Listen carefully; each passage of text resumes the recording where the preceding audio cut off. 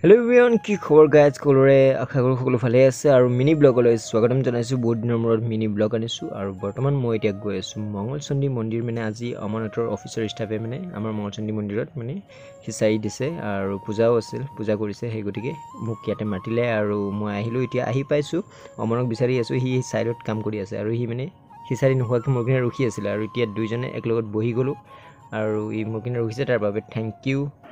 আৰু গাইজ আমি এইপিনে খিচাৰি খাব বহুতে দুইজনে যিটো ডাঙৰ বতাহ মাৰিছে, পূৰা একদম বতৰটো পূৰা বেয়া কৰি দিছে আৰু ওপৰত তেতেলী লাগি আছিল গছত, তেতেলী গছত পূৰা তেতেলীবিলাক ধাপ ধুপ পৰিছে আৰু মূৰত যে পৰা নাই বাচিলোঁ, নহ'লে বহুত দুখ পালোঁ।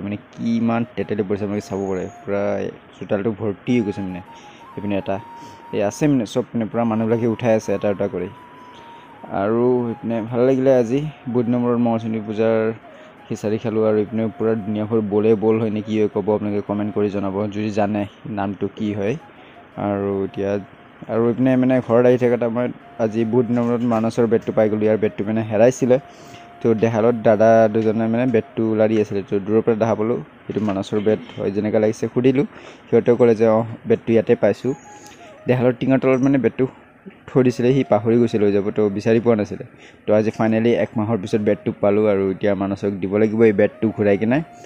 তো আজি ইয়াক দিম আৰু মানস আজি পূৰা হেপ্পী হ'ব তাৰমানে আৰু বেটটো দেখা পায়, কাৰণ ই বিচাৰি আছিলে, বেটটো পোৱা নাছিলে।